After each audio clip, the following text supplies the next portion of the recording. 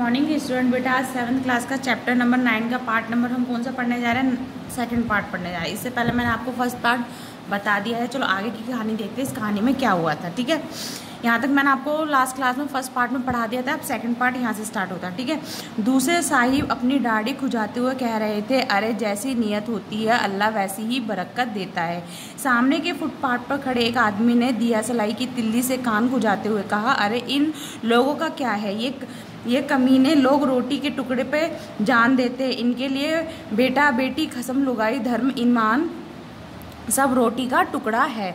यहाँ पे जो आदमी जो खड़े हुए हैं वो आपस में क्या बातचीत कर रहे हैं, क्या कर रहे हैं, बातचीत कर रहे हैं।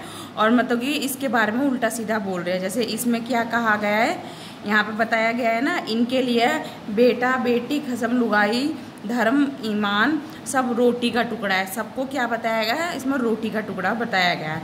ठीक है, चलो आगे की कहानी क्या है देखते हैं। परचून की दुकान पर बैठे लाला जी ने कहा, अरे भाई इनके लिए मरे जिए का कोई मतलब ना हो, पर दूसरे के धर्म ईमान का तो ख्याल रखना चाहिए। जवान बेटे के मरने पर 13 दिन का सूतक होता है और वह यहाँ सड़क पर बाजार में आकर खरबूजे बेचने बैठ गई।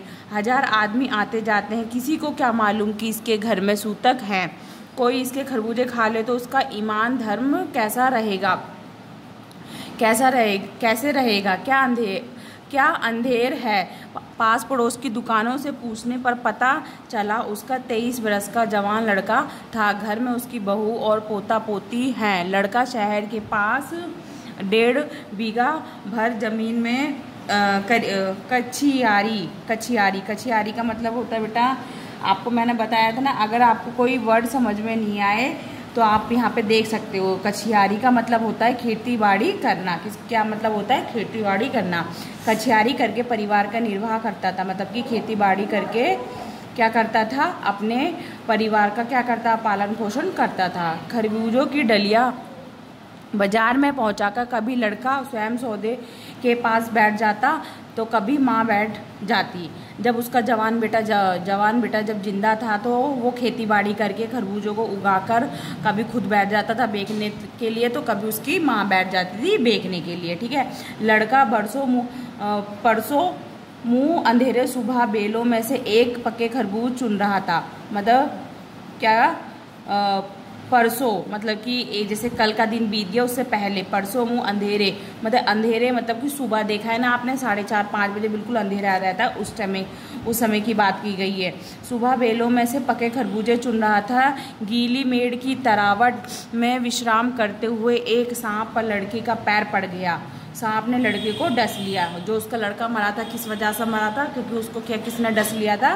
सांप ने डस लिया था। लड़के की बुढ़िया माँ बावली होकर ओझा को बुला लाई। ओझा मतलब होता है बेटा, इसमें बताया था ना, ओझा मतलब आप डॉक्टर बोल सकते हो, हकीम जो गांव में वैद्य होते ना उसको। ठीक है, किसको लाया था? ओझा को। झाड़ना फूकना हुआ, नागदेव की पूजा हुई। आपने देखना है कोई जैसे जानवर काट जाता है जिसकी पूजा होती है देवी देवताओं में, तो उसी प्रकार जैसे सांप ने उसको काट लिया तो झाड़ना फूकना हुआ, नाग देवता की पूजा हुई। पूजा के लिए दान दक्षिणा चाहिए। घर में जो कुछ आटा और अनाज था दान दक्षिणा में उठ गया।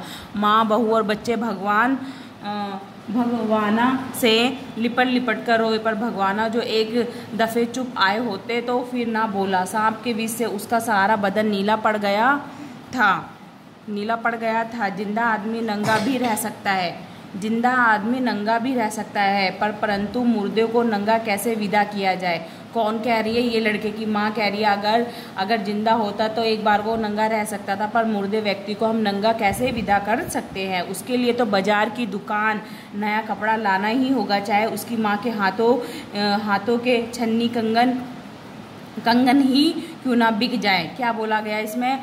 अगर जैसे कोई मर जाता है तो आपने देखा है ना कि उसकी अर्थी जब जाती है तो बहुत सामानों के साथ बहुत सी सारी चीज़ों का यूज़ होता है।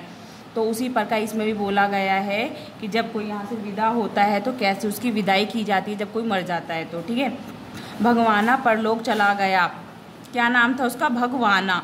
परलोक चला गया, घर में जो कुछ चना भूसी थी सो उसे विदा करने में चली गई। कौन बोल रही है? उसकी माँ बोल रही है भगवानों को विदा करने में, मतलब अपने लड़के को विदा करने में, कि घर में जितना भी दाल आटा चीनी चावल और जो भी कुछ था सब कुछ क्या चल हो गया, चना भूसी जो भी कुछ थी उसको विदा करने में वो सब कुछ चली गई। ठीक है, तो बेटा आज की क्लास हमारी यहीं ख़त्म होती है। इसके आगे की क्लास हम पार्ट नंबर 3 में स्टार्ट करेंगे। इससे संबंधित प्रश्न मैं आपको देती हूँ जो आपको किस में करने हैं, अपनी बुक में ही करने हैं। क्वेश्चन नंबर 2 आपको अपनी बुक में करना है कंप्लीट।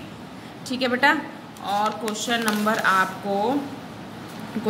आपको 5 fill in the blanks book में से जितने भी मैंने अभी पार्ट पढ़ाया है, पार्ट 1 और पार्ट 2 में जितने भी क्वेश्चन मिले वो आपको ढूंढ के करने हैं। ठीक है, तो बेटे आज की क्लास यहीं ख़त्म होती है। नेक्स्ट क्लास में स्टार्ट करेंगे पार्ट नंबर 3। Okay student.